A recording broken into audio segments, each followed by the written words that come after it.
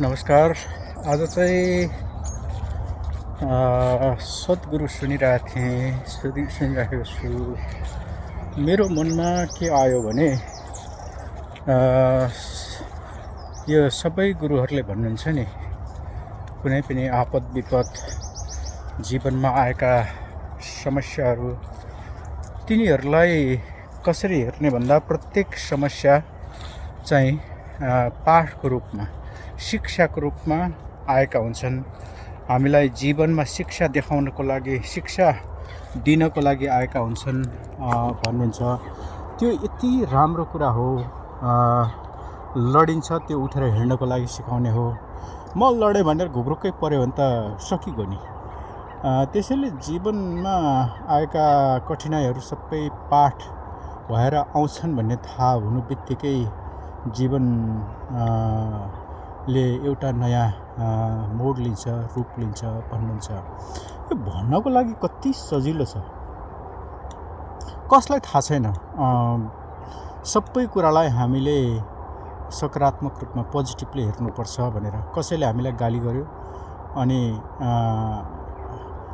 कसलाई थाहा छैन कि त्यो गालीलाई पनि हामीले स्वीकार्नुपर्छ भनेर। मेरो विचारमा मूर्खहरूलाई पनि थाहा हुन्छ जस्तो लाग्छ। मात्र कहाँ हामी चुकिँदो रहेछ भने होस गुमाइदो रहेछ।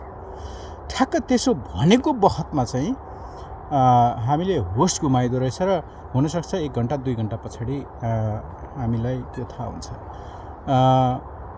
यो मैले भन्दै गर्दाखेरि हिम्मत हारुवा कुरा जस्तो यसो त भन्दै गर्छन्, त्यो हुँदै गर्छ, हुँदैन यस्तो भन्ने होइन।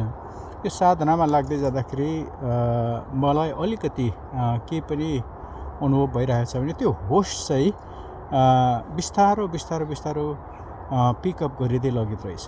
पहिला बिहान गरेको गल्ती बेलुका मात्रै थाहा हुन्थ्यो, पछि एकछिनपछि थाहा हुन्छ, पछि तत्कालै थाहा हुन थाल्दो रहेछ। त्यसैले यो चाहिँ सही हो, तर यहाँ त्यहाँ त्यो बिन्दुमा पुग्नको लागि धेरै कठिनाइ, धेरै भनौँ न परिश्रम गर्नुपर्ने मैले बुझेँ। यस्तो जीवन जगतको बारेमा कुरा गर्दै जाउँला। अहिलेलाई यो बिहानको रमणीय ठाउँ छ, यहाँ ताल देख्नुहुन्छ,